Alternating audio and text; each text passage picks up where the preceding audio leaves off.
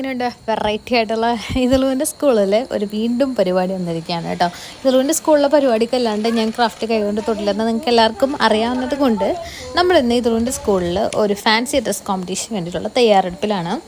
Actually നമ്മളിത് കഴിഞ്ഞ തവണ ചെയ്ത സെയിം പരിപാടിയാണ്, പക്ഷേ അതിൽ കുറച്ചും കൂടി ഡെഫിനിഷൻ വരുത്താൻ വേണ്ടിയിട്ട് ഞാൻ ഇപ്പോൾ ഒരു ഫ്രെയിമാണ് ഉണ്ടാക്കിക്കൊണ്ടിരിക്കുന്നത്. ഈ ഫ്രെയിമിൽ ഇതളുവിൻ്റെ മുഖത്തിൻ്റെ വലിപ്പത്തിലുള്ള ഒരു പോർഷനാണ് കേട്ടോ. ആ ബാറ്റിൻ്റെ വലിപ്പം വരും എൻ്റെ മോളുടെ മുഖത്തിന് എന്നുള്ളൊരു ഊഹാപോഹത്തിലാണ് ഞാനത് കട്ട് ചെയ്തെടുക്കുന്നത്. പക്ഷെ കട്ട് ചെയ്തെടുത്തപ്പോൾ കറക്റ്റാണ് കേട്ടോ, മുഖം അതിൻ്റെ ഉള്ളിൽ കറക്റ്റായിട്ട് മാച്ച് ആവുന്നുണ്ട്. ഇനി നമുക്ക് ഈ ഫ്രെയിം ഒന്ന് അടിപൊളിയായിട്ട് സെറ്റ് ചെയ്യാം.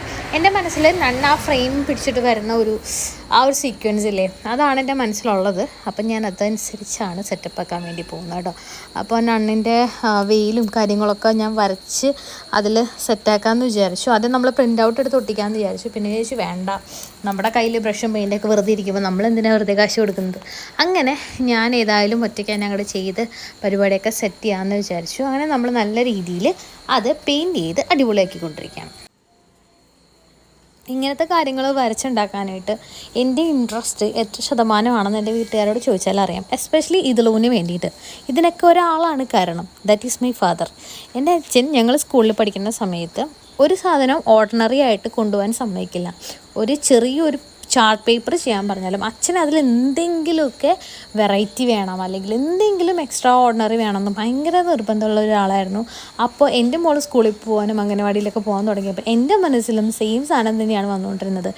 നോ ഓർഡിനറി, എല്ലാം എക്സ്ട്രാ ഓർഡിനറി ആയിരിക്കണം എന്നുള്ളത്.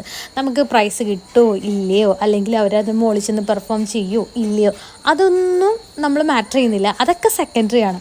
നമ്മൾ ചെയ്യാവുന്നത് ആസ് എ പാരൻറ്റ് നമുക്ക് നമ്മുടെ കുട്ടീനെ അടിപൊളിയായിട്ട് വിടണം, എല്ലാവരെക്കാളും വെറൈറ്റി ആയിട്ട് വിടണം. ആ ഒരൊറ്റ ലക്ഷ്യത്തിലാണ് ഞാൻ മുന്നേറിക്കൊണ്ടിരിക്കുന്നത് കേട്ടോ. അപ്പോൾ ഞാൻ പ്രൈസിൻ്റെ കാര്യം പറഞ്ഞപ്പോൾ ഭയങ്കര പ്രഷറൈസ് ചെയ്ത് കുറേ പാരൻസ് അവിടെ വരുന്നത് ഞാൻ കണ്ടായിരുന്നു. അപ്പോൾ നമ്മളിനി മേക്കപ്പ് സെക്ഷനിലോട്ട് കിടക്കാം. ഇതാണ് ഇതിലൂൻ്റെയും എൻ്റെയും ഫേവറേറ്റ് സെക്ഷൻ. അപ്പോൾ മത്തം കുത്തിയാൽ കുമ്പളം മുളക്കില്ല, മത്തങ്ങ തന്നെ മുളക്കും എന്നതിനുള്ള ഏറ്റവും വലിയ പ്രൂഫാണ്. എൻ്റെ മോൾക്ക് മേക്കപ്പ് ഭയങ്കര ഇഷ്ടമാണ്, ലൈക്ക് മീ. പക്ഷേ ഇപ്പോൾ പ്രായം വളരെ ചെറുതായതുകൊണ്ട് തന്നെ ഞാൻ മേക്കപ്പ് സാധനങ്ങളിൽ നിന്ന് ഒരു പ്രത്യേക അകലം പാലിപ്പിക്കുന്നുണ്ട് എന്ന് പറയുന്നതായിരിക്കും നല്ലത്. കാരണം ഒരു ഏജ് കഴിഞ്ഞ് ചിലപ്പോൾ ഇതെനിക്ക് പിടിച്ചാൽ കിട്ടിയെന്ന് വരില്ല. അതുകൊണ്ട് തന്നെ എൻ്റെ കൺട്രോളുള്ള സമയത്ത് ഇപ്പോൾ ഞാൻ മേക്കപ്പ് ഒന്നും കൊടുക്കുന്നില്ല. പക്ഷേ ഇതേപോലെ അത്യാവശ്യ ഘട്ടങ്ങളിൽ നമ്മൾ മേക്കപ്പ് ചെയ്യാതിരിക്കാൻ പറ്റില്ല. അതുകൊണ്ട് തന്നെ എൻ്റെ കൺസീലർ വെച്ചിട്ട് ആദ്യം ബേസ് ഉണ്ടാക്കി, അതിനുശേഷം എൻ്റെ ഹൈലൈറ്റർ വെച്ചിട്ട് നോസിൻ്റെയും ഹെഡിൻ്റെയും അതേപോലെ ചീക്ക് ബോൺസിൻ്റെയും ഭാഗങ്ങളും നല്ല കട്ടിക്ക് ഹൈലൈറ്റർ ഇട്ട് കൊടുക്കുന്നുണ്ട്. കാരണം അവിടെയാണ് നണ്ടിന് നല്ലോണം ഇങ്ങനെ പൊന്തി നിൽക്കുന്നതായിട്ട് നമുക്ക് തോന്നുന്നത്. അപ്പോൾ ആ ഒരു എഫക്റ്റ് ക്രിയേറ്റ് ചെയ്യാനായിട്ട് പിന്നെ ഐഷാഡോ വെച്ചിട്ട് കണ്ണിൻ്റെ ഫുൾ ഭാഗവും നമ്മൾ വട്ടത്തിൽ കവർ ചെയ്യുന്നുണ്ട് കേട്ടോ.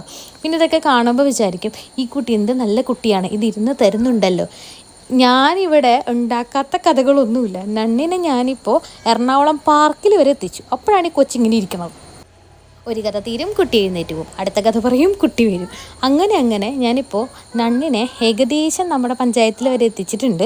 അപ്പോൾ നമ്മുടെ അടുത്ത വീട്ടിൽ വരെ എത്തുന്നതിന് മുന്നേ വേഗം മേക്കപ്പ് ഫിനിഷ് ചെയ്യണം, അല്ലെങ്കിൽ പിന്നെ ഞാൻ അപ്പുറത്തെ വീട്ടിൽ പോയി നണ്ണിനെ കാണിച്ചും കൂടെ കൊടുക്കേണ്ടി വരും. അതുകൊണ്ട് തന്നെ നമുക്കിത് വേഗം ഫിനിഷ് ചെയ്യാം കേട്ടോ. ഇപ്പോൾ നിങ്ങളൊരു മണിയുടെ ശബ്ദം കേൾക്കുന്നുണ്ട്, നമ്മുടെ അടുത്ത അമ്പലത്തിലാണ്, ഒന്നും ചെയ്യാൻ പറ്റില്ല. എനിവേസ് നമ്മൾ ലിപ്സ്റ്റിക്കായിട്ട് യൂസ് ചെയ്യുന്നത് നമ്മുടെ ഐലൈനറാണ്. കാരണം അത് കുറച്ച് നേരം കൂടെ അവിടെ ഇരുന്നോളും, ഡ്രൈ ആയിട്ട് ഇരുന്നോളുമല്ലോ എന്ന് വിചാരിച്ചിട്ടാണ്. ഇതിന് ശേഷം നമ്മളിൻ്റെ ഭക്ഷണപദാർത്ഥങ്ങളൊന്നും വയലേക്ക് കൊടുക്കുന്നില്ല കേട്ടോ. അപ്പം നമ്മുടെ ബേസും അതേപോലെ ലൈനറും ലിപ്പും ഒക്കെ ഏകദേശം റെഡി ആയിക്കൊണ്ടിരിക്കുകയാണ്. ഇനി നമ്മൾ മെയിനായിട്ട് ഇവനെ ഒന്ന് ഡ്രസ്സ് ചെയ്യിപ്പിച്ചെടുക്കണം. ആ ഡ്രസ്സ് അച്ചാമ്മയാണ് തയ്ച്ചിരിക്കുന്നത് കേട്ടോ. ഇങ്ങനെ അച്ചാമ്മയുടെ കുറേ നേരത്തെ ഫലമായി നമ്മൾ ആ ഡ്രസ്സ് തയ്ച്ച് കിട്ടിയിരിക്കുകയാണ്. അച്ചാമ്മ നല്ലോണം കഷ്ടപ്പെട്ടു അതേപോലത്തെ വെയിലും കാര്യങ്ങളൊക്കെ തയ്ക്കാനായിട്ട്. അങ്ങനെ ഇതേപോലെയാണ് നമ്മൾ വെയിലൊക്കെ ഇട്ട് സംഭവം സെറ്റാക്കിയിട്ടുള്ളത്. സോറി, ഇത് നെഞ്ചത്ത് വയ്ക്കുന്ന സാധനമാണ് കേട്ടോ. അതിനുശേഷം നമുക്ക് മറ്റേ തട്ടമൊക്കെ ഇടണം, എന്നാലാണ് നമ്മുടെ വലാക്കിനെ അങ്ങോട്ട് കറക്റ്റായിട്ട് കിട്ടുകയുള്ളൂ. അങ്ങനെ നമ്മൾ തട്ടമൊക്കെ ഇടിച്ച് നമ്മുടെ വെയിലൊക്കെ ഇടിച്ച് നമ്മുടെ വലാക്കിനെ അടിപൊളിയായിട്ട് ഇറക്കിയിട്ടുണ്ട്. എനിവേസ് ആൾ നല്ല സഹകരണം ഉണ്ടായിരുന്നു ഈ പരിപാടി സമയത്തൊക്കെ. ആൾക്കത് ഇഷ്ടമായതുകൊണ്ട് ആളെന്നോട് നല്ല രീതിയിൽ സഹകരിച്ചു. ഇനി നമ്മൾ നേരെ സ്കൂളിലേക്ക്. ഇവൻ്റെ മേക്കപ്പൊക്കെ കണ്ടപ്പോൾ നമ്മുടെ ഫ്രണ്ടിലുണ്ടായിരുന്ന സ്കൂൾ ബസ്സിലെ പിള്ളേർക്ക് ഭയങ്കര കൗതുകമായിട്ടാവുമ്പോൾ രക്ഷയില്ല. പിന്നെ വീഡിയോ കണ്ടപ്പോൾ പിന്നെ ഭയങ്കര ആക്ഷൻസും. അങ്ങനെ നമ്മൾ സ്കൂളിലെത്തി. അപ്പോൾ ഇന്ന് സ്കൂളത്തെ പരിപാടി ഹാപ്പി ചിൽഡ്രൻസ് ഡേ ആണ്. അങ്ങനെ ചിൽഡ്രൻസ് ഡേയുടെ പരിപാടിയുടെ ഭാഗമായിട്ടാണ് നമ്മൾ ഈ ഫുൾ പരിപാടികൾ സെറ്റപ്പ് ചെയ്യുന്നത്. ഏതായാലും സ്കൂളെല്ലാം നല്ല രീതിയിൽ അലങ്കരിച്ചിട്ടുണ്ടായിരുന്നു. കുട്ടികൾ വരച്ച പെയിൻറ്റിങ്സ് ഒക്കെ വെച്ചിട്ട് അടിപൊളിയാക്കിയിട്ടുണ്ടായിരുന്നു കേട്ടോ. അങ്ങനെ ചാച്ചാജിയുടെ കുറച്ച് ഫ്രെയിമും കാര്യങ്ങളൊക്കെ വെച്ചിട്ട് അടിപൊളിയാക്കിയിട്ടുണ്ടായിരുന്നു. ഇത് കുട്ടികൾ കൊണ്ടുവന്ന ഫ്ലവേഴ്സാണ്.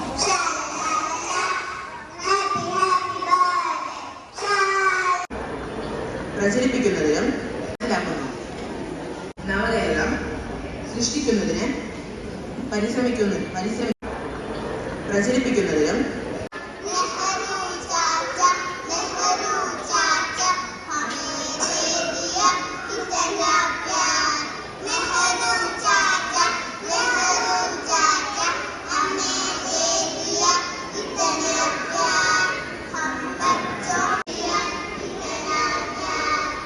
കുട്ടികളുടെയും പാരൻസിൻ്റെയും ഒരു നിമിഷമാണ് കേട്ടോ അത്. എല്ലാവരും അവരുടേതായ രീതിയിൽ അടിപൊളിയായിട്ട് പാർട്ടിസിപ്പേറ്റ് ചെയ്തിട്ടുണ്ടായിരുന്നു. കുറേ കാര്യങ്ങളുണ്ടായിരുന്നു. ഒരു pre-KG പരിപാടിയായിരുന്നു ഫസ്റ്റ് തന്നെ നടന്നിട്ടുണ്ടായിരുന്നത്. അങ്ങനെ നമ്മുടെ താരെത്തി.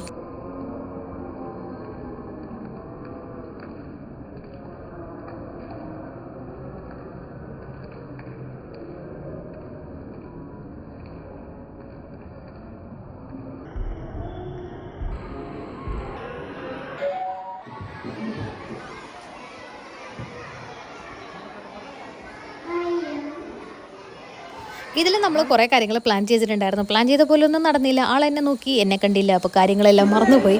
എനിവേസ് അതൊന്നും നമ്മൾ മാറ്റർ ചെയ്യുന്നില്ല. നമ്മൾ പെർഫോം ചെയ്ത് അടിച്ച് തകർത്ത് തിരിച്ചു വന്നു. അപ്പോൾ എല്ലാവർക്കും ഹാപ്പി ചിൽഡ്രൻസ് ഡേ.